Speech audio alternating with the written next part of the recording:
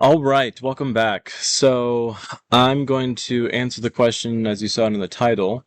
What exactly is today's Israel the same as ancient Israel? I don't think that it is, and I'm going to give you several examples and exactly how we as Christians should view modern Israel, but as well as ancient Israel. So with further ado, let us get into it. So Matthew 21, verse 33 and 44, uh, it's a parable that Jesus speaks about.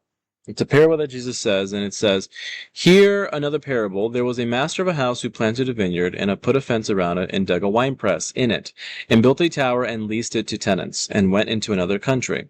When the season for fruit drew near, he sent his servants to the tenants to get his fruit. And the tenants took his servants and beat one, killed another, and stoned another. Again he sent other servants, more than the first, and they did the same to them. Finally he sent his son to them, saying, 'They will respect my son.' But when the tenants saw the son, they said to themselves, 'This is the heir. Come, let us kill him and have his inheritance.' And they took him and threw him out of the vineyard and killed him. When therefore the owner of the vineyard comes, what will he do to those tenants?" Jesus asks. They said to him, "He will put them wretches to a miserable death and let the and let out the vineyard to other tenants who will give him the fruit of the seasons." Jesus said to them, "Have you never read in the scriptures, the stone that the builders rejected has become the cornerstone that was the Lord's doing? This was the Lord's doing. And isn't it marvelous in our eyes? Therefore I tell you, the kingdom of God will be taken away from you and be given to a people producing its fruits. And the one who falls on this stone will be broken to pieces, and when it falls on anyone, it will crush him." So the parable that Jesus speaks about here is exactly about dealing with the kingdom of heaven, or the truth given to Israel. A parable is a story that Jesus uses to illustrate a point. And this point that Jesus is trying to make is that God had a vineyard, in this case the kingdom of heaven, given to his people, the Israelites, who were given prophets who they killed. And finally, God will send his son, in this case, well, on the parable, the son, he will send the son in order to the season of the dew, the season for fruit drew near. In other words, he's saying to them that it's time for the world to hear about the good news of the gospel. And he intended for Israel to share it with the world, but because the Israelites refused to share it, they killed instead of sharing it. God then will have them become miserable and have a miserable death. So this is exactly the point that Jesus is trying to make.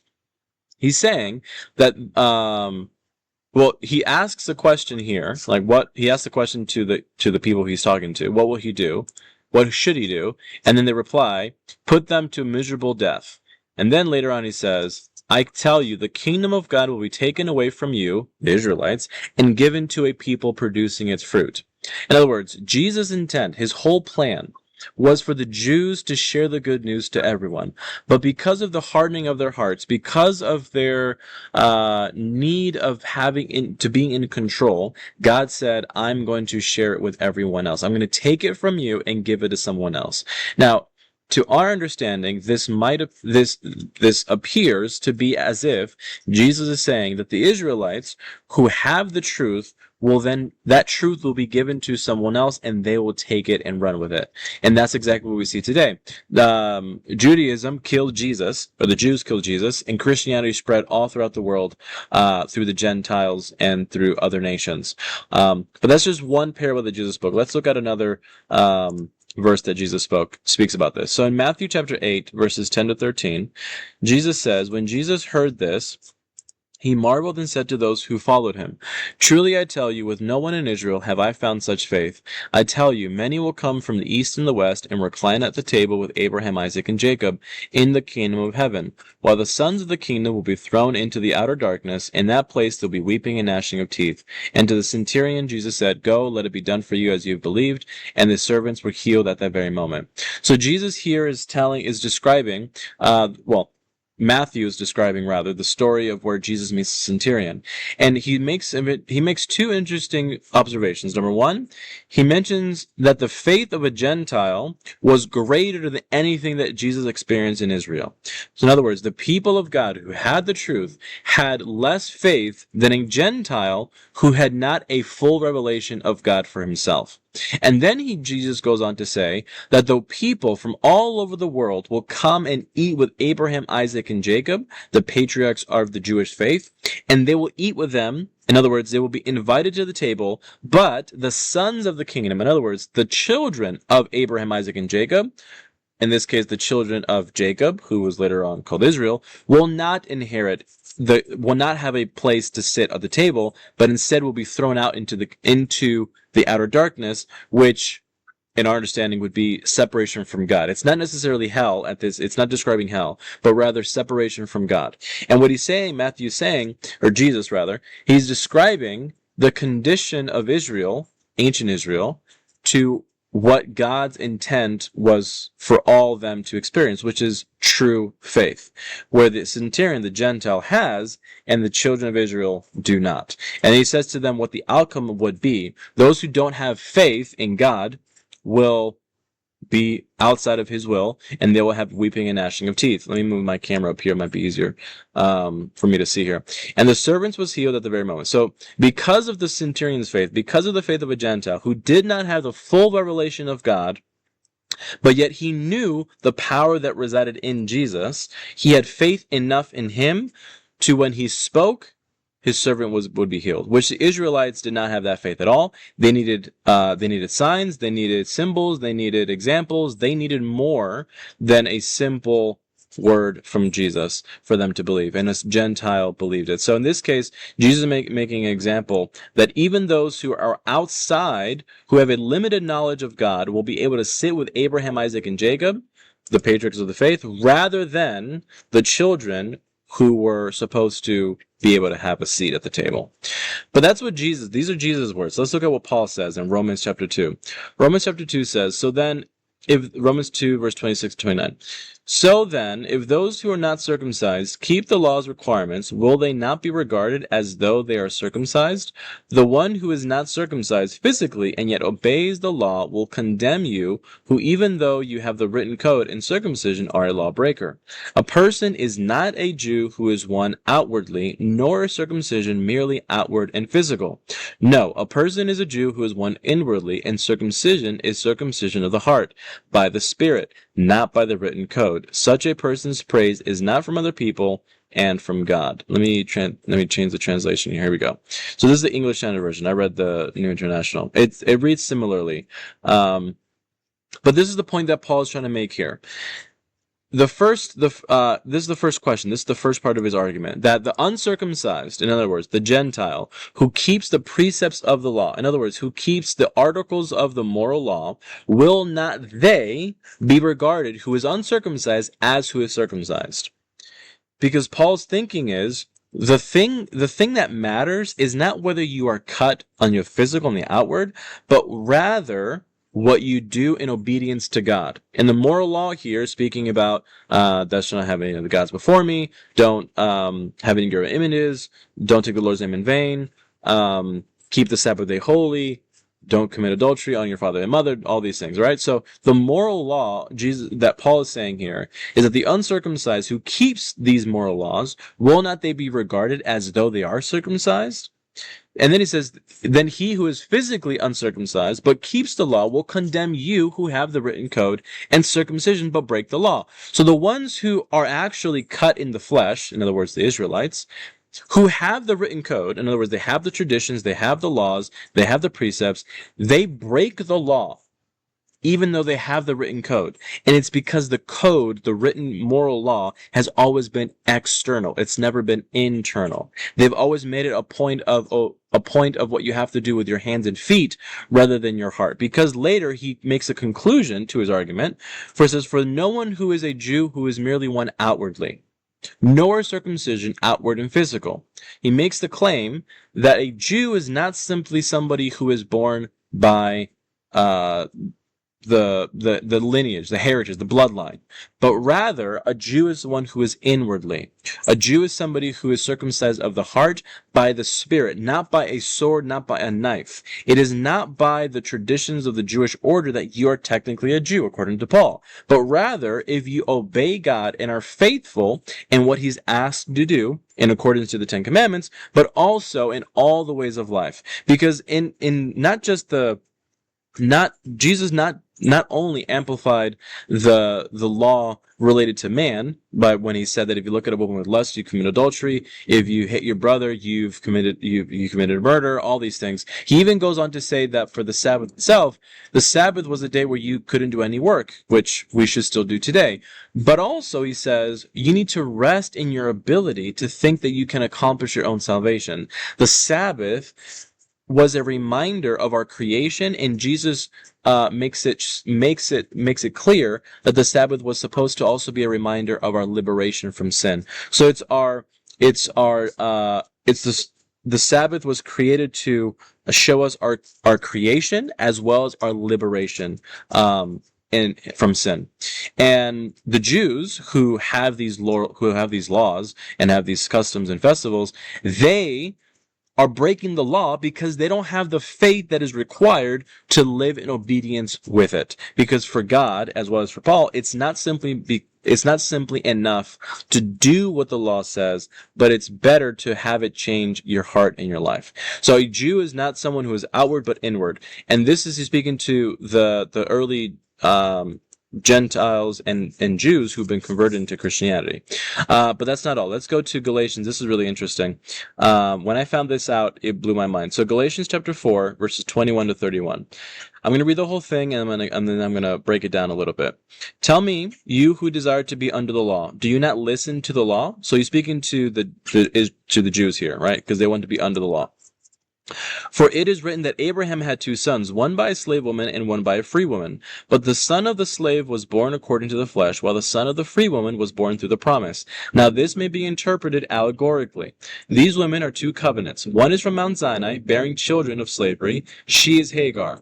Now Hagar is Mount Sinai in Arabia. She corresponds to present Jerusalem, for she is in slavery with her children. But the Jerusalem above is free, and she is our mother. For it is written, hold on, the plane is going off.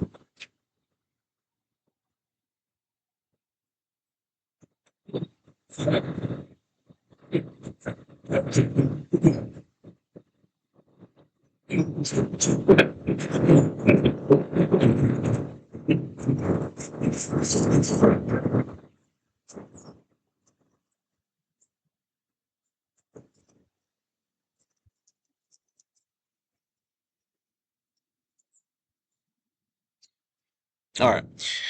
So, verse 25. Now Hagar is Mount Sinai in Arabia. She corresponds to present Jerusalem, for she is in slavery with her children. But the Jerusalem above is free, and she is our mother. For it is written, Rejoice, O barren one who does not bear. Break forth and cry out loud, you who do not labor. For the children of the desolate one will be more than those of the one who has a husband. Now you, brothers, like Isaac, are children of the promise. But as you at that time, he was born according to the flesh, persecuted him who was born according to the Spirit, and so also it is now. But what does the Scripture say? Cast out the slave woman and her son, for the son of the slave woman shall not inherit with the son of the free woman. So, brothers, we are not children of the slave, but of the free woman. So what Paul's making a claim here, this is really exciting for me to share, because when I found this out, it blew my mind.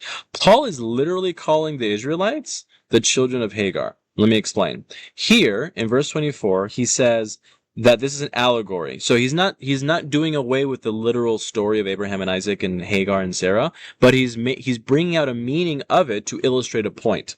Which here he's saying there's two covenants: Mount Sinai, free woman and slave woman. One is from Mount Sinai. Mount Sinai was a mountain that God gave the Ten Commandments to the Israelites, which is what they're using in order to say that they have to keep the law in order to have a right relationship with God, which is circumcision and the Ten Commandments. And what he's saying is that the one who is the covenant the one from Mount Sinai, bearing children for slavery, she is Hagar. Listen, Hagar is Mount Sinai. She corresponds to present Jerusalem. Paul is calling out that Israel, ancient Israel, is really spiritually Hagar. That the people who were supposed to be born in freedom are actually born in slavery. Mind-blowing. Here, Paul is making the claim that the true Israelites don't have a Jerusalem here on earth, but a Jerusalem in heaven. In other words, he's saying that Christians, true Jews, do not have a Jerusalem where you make physical sacrifices here on earth. Instead, we have heavenly sacrifices, which are eternal. We have a heavenly Jerusalem. We have a heavenly sanctuary where things are for eternity. Jesus is our high priest in Hebrews. We're going to see in Hebrews in a second. Paul is shifting the perspective of, you have to stop thinking that here on earth is how things are supposed to be, but rather think about how things are in heaven. Hagar is ancient Judaism, while Israel is the Christians who are living in this time, as well as through the time living in Fort Worth. Gotta love it. The Israelites, the ancient Israelites, are spiritually Hagar, and the modern Christians, or the ancient Christians, but also the spiritual Israel, are the true children of the free woman. Because he says that the Jerusalem above is free and she is our mother. She is our mother. The Jerusalem in heaven, not the earthly one.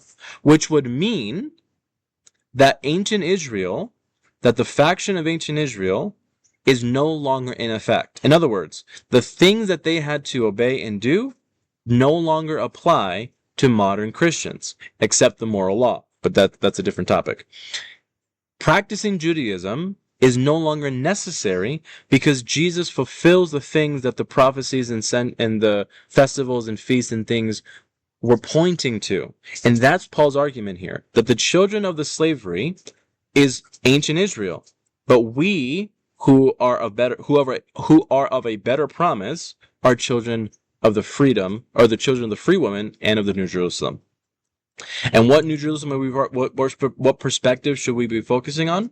In Hebrews 12, but you have come to Mount Zion and to the city of the living God, the heavenly Jerusalem, and to innumerable angels and festival gatherings, and to the assembly of the firstborn who are enrolled in heaven, and to God the judge of all, and to the spirits of the righteous made perfect, and to Jesus, the mediator of a new covenant, to the sprinkling of blood that speaks a better word than the blood of Abel.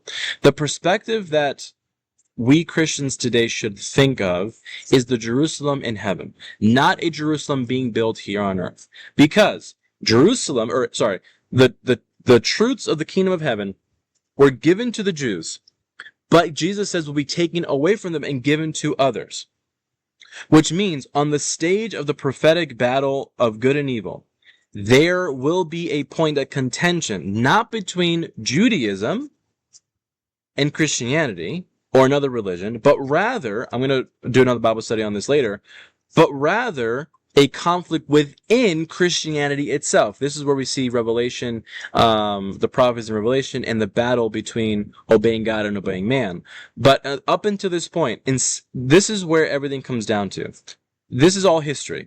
In 70 AD, Judaism ceased to exist. Jerusalem was destroyed by the Romans. The temple was destroyed, and Judaism no longer can be practiced in any sense of the name.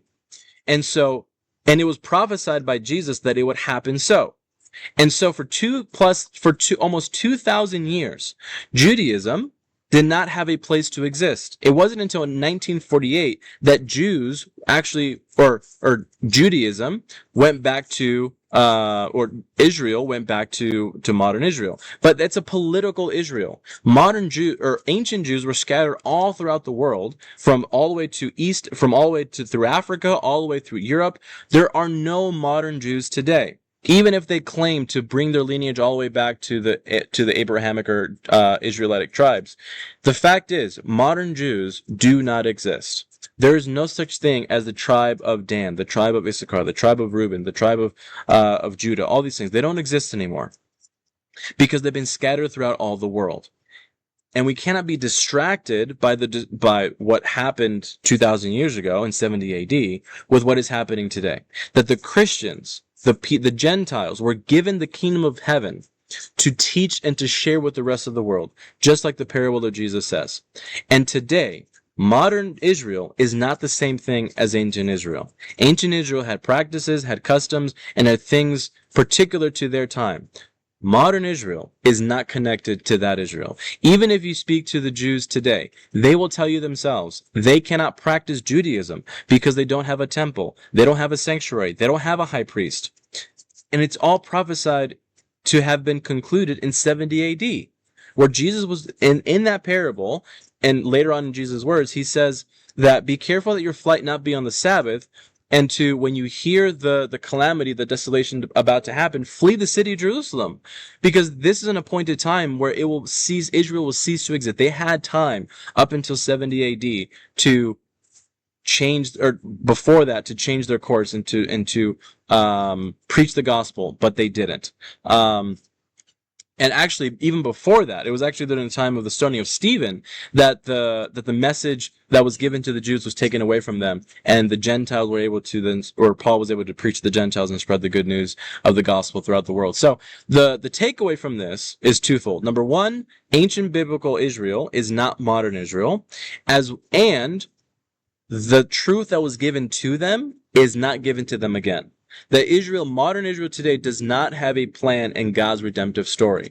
In fact, the same plan that God had for the Israelites back then is still today. It's only through Jesus Christ that can we be saved. The Jews who do not have Jesus as their personal Savior will not have an inheritance in the kingdom of heaven.